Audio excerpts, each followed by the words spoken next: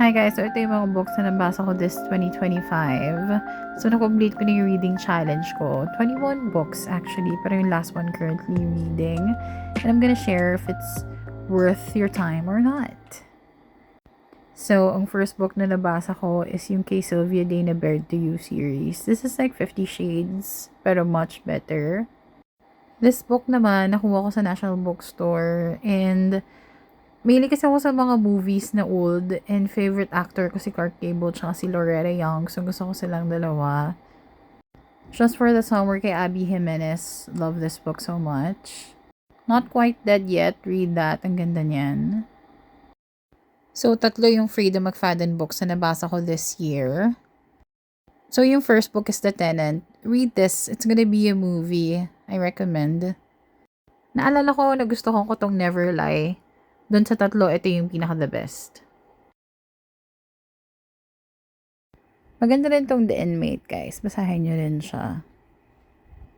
One of the most unforgettable love story that I've read this year, Atmosphere. Read that, guys. Maganda rin from Taylor Jenkins. Tsaka yung Malibu Rising. Maganda rin yan. The Perfect Marriage. Oof. Twisty ng book na to. May part 2 yan. Excited to read the part 2. Shield of Sparrows. That is my first book na nabasa ko this year sa romantasy genre. Nagustuhan ko yung book na yan. Hidden Pictures. Ooh, guys. Totally recommend Hidden Pictures. So much. Sobrang cool ng librong to kasi mga photo siya. Creepy.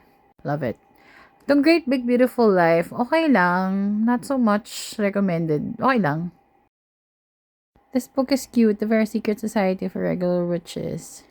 Grace and Henry's Holiday Movie Marathon. Yan yung first holiday read ko. Oh, I love Good Spirits. Read this, guys. Ang ganda ng book na to, sobra.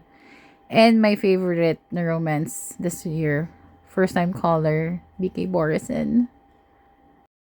Remarkably Bright Creatures. Ang ganda ng book na to. It's so heartwarming and so comforting. You guys, you have to read this.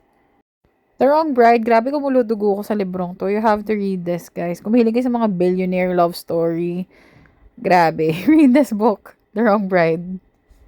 Quicksilver is my best romantasy book this year. Akotar level siya. Sobrang nabaliw ako sa kanya. Sobrang nabaliw ako. Nagustuhan ko. Bumili ako agad ng book 2. And hindi pa ako tapos sa book 2. Actually, halfway na ako. Bilis ko siyang basahin. Read this. I highly recommend. So, yun lang, guys. Yun yung 2025 reads ko. Bye!